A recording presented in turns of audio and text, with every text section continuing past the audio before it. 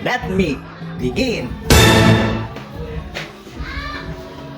Una po tayo sa spaghetti, sapagkat ito ang kalimitang inihanda pagka may okasyon ang salsa ng spaghetti.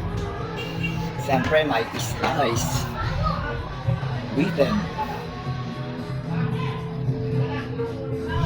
wheaten bread slice. At hindi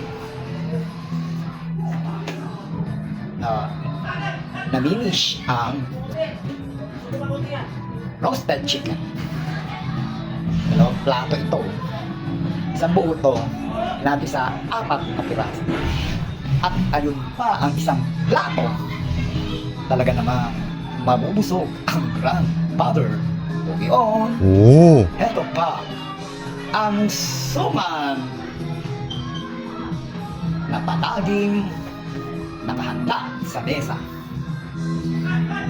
sa tuwing may okasyon na kagaya nitong hinihintay natin bagong taon 2026. Oh, thank you so Bagong taon, much. January 1, 2026 sa ganap na alas 12 impunto ng gabi ay magsasalo ng pangterno sa suman. Ito ang pangterno sa suman. May donuts sa iba't ibang flavor. Ay ito. Eto pa.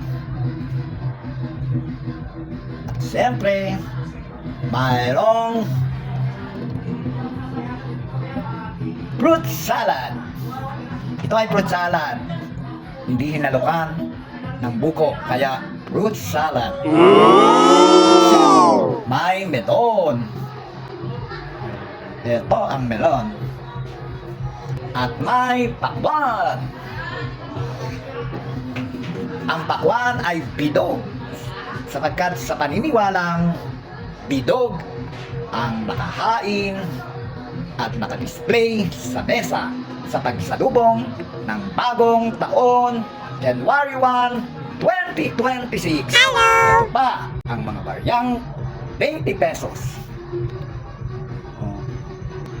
Haluan ng 10 piso at 5 pisong coins. At eto pa, mayroong tig 1K na papel at 100 piso. Mayroon ding 50 pesos nakalagay dito sa display ng prutas na ubas na verde at ubas na kulay maroon. Dadako tayo dito sa kabila. May tig 50 pesos. Mayroon ding 1,000 o kaya ay 1K.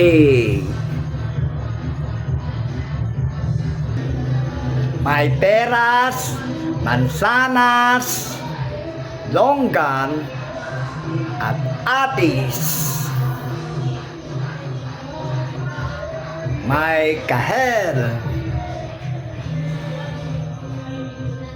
Paniniwala na ang paghahanda ng mga bidogs sa mesa